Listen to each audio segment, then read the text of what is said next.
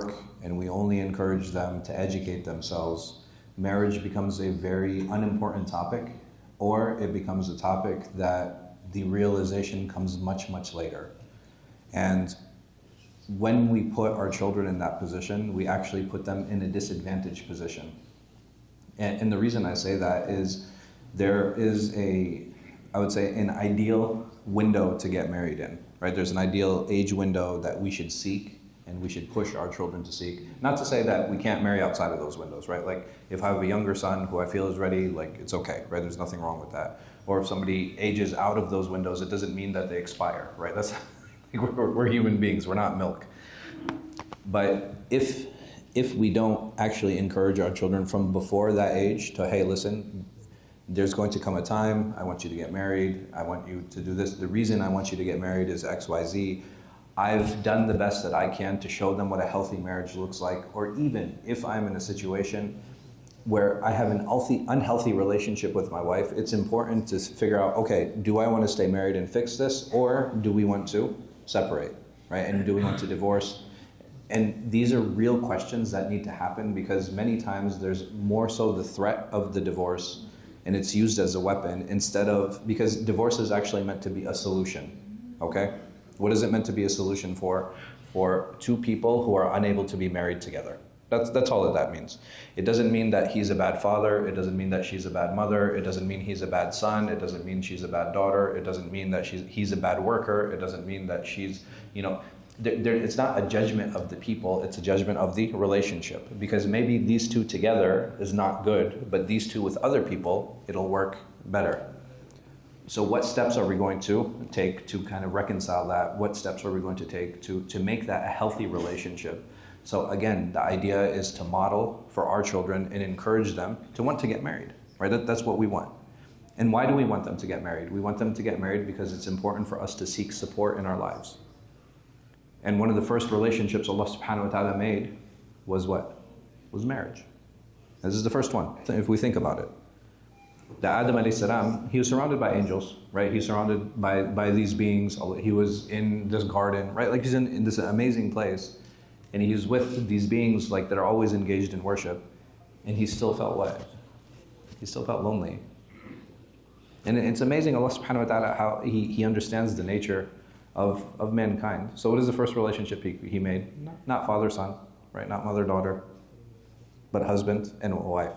And then Allah goes on to describe this relationship as mithaqun ghalid. Like it's a very heavy agreement. It's one that has a lot of responsibility that's associated with it. And the Prophet ﷺ, when he describes this relationship, he calls it shatr al-din. Right? It's like he said, this is half of your religion. And before I got married, I didn't really understand. I was like, what does that mean? After I got married, one of the things that really became clear to me is that my wife, may Allah subhanahu wa ta'ala bless her, she was very clear to point out my mistakes. And that's not a bad thing. What am I going to do with and how to fix those mistakes? And not just that, my wife, she's going to see things that it's going to be impossible for other people to see.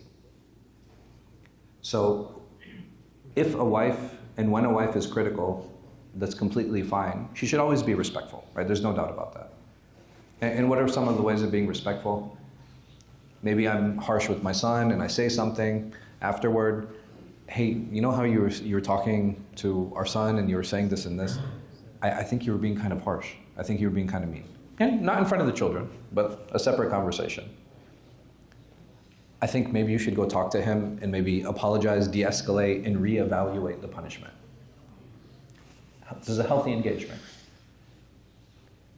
And our children, even though they don't see that interaction, the thing that they do see, they see, the mother and father, they're standing together.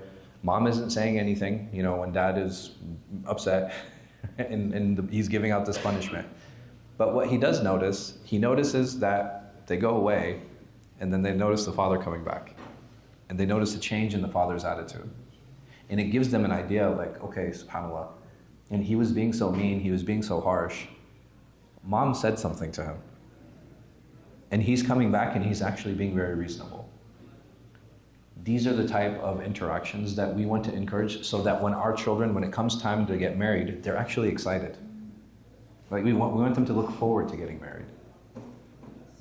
Because if we don't instill that shauq, right? Like if we don't instill that desire, and not just sexual, like, and I want to be very clear, having this outlet to fulfill our sexual desires is very important. It's very important. And it's not to be dismissed, to the point that I will say, and this is something that I want all of us to gauge, this is for the husbands and for the wives. If I feel that there is a shortage in my sexual fulfillment, then that needs a conversation. One of the reasons we marry is for that. And if I'm not getting that from the marriage, then the marriage needs to be reevaluated. And the reason I say that, and this is advice for my sisters, that if your husband can't go to you, where is he going to go? If your husband can't be vulnerable to you, who is he going to talk to? And this doesn't mean that, 24 hours a day, 7 days a week. No, that's not what I'm saying. But what I am saying is there was a conversation that happened recently. All right, well, doesn't the husband have a right to tell his wife, no, you can't go here and you can't go there and you can't visit this? Yeah, he does, 100%. My response is usually, how long is that relationship going to last? Just honest question. You can prohibit her from going anywhere. How long is she going to put up with that and stay in the marriage? And conversely, you can tell your husband, no, I have a headache. No, I'm not feeling well. No, I'm tired. That is your right. And your husband can never force himself on you. How many times is that excuse going to work with him?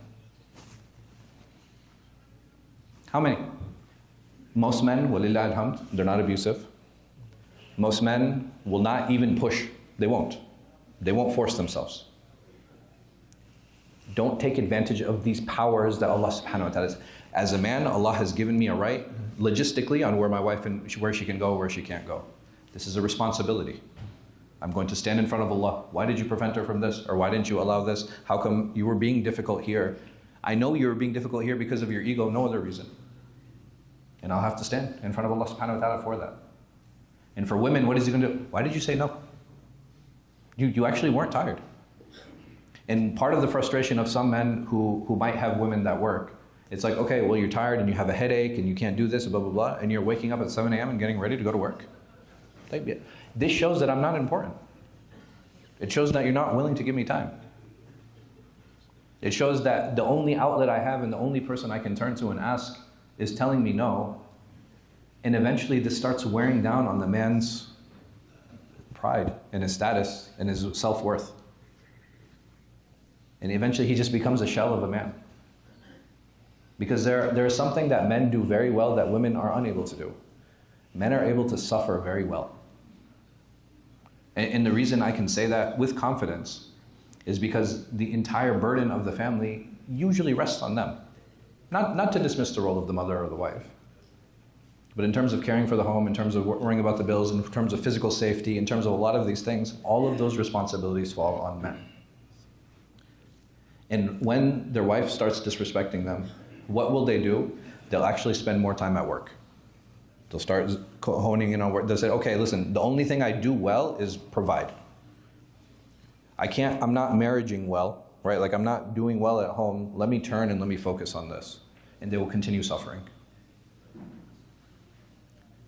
And with women, when they suffer, and I'm not saying this in a negative way, everybody knows. Everybody knows. She will make it very clear that she's suffering. Men usually don't. And I can say this again confidently. Look at the suicide cases amongst men. Look at the depression amongst men. Just look at statistically. Who are the people who are suffering from this? And you'll find it time and time and time and time and time again, men. Homelessness, suicide, self-harm. It's all with them. These relationships need to be balanced. There's a sense of responsibility in these relationships. And it is very possible that Allah subhanahu wa ta'ala will ask us, so we shouldn't take them lightly. وَقُولُوا قَوْلِي هَذَا وَاسْتَغْفِرُ اللَّهَ لِي وَلَكُمْ لِسَائِرِ الْمُسْلِمِينَ كُلِّ ذَنبٍ خَطِيئَةٍ إِنَّهُ هُوَ الْغَفُورُ الرَّحِيمُ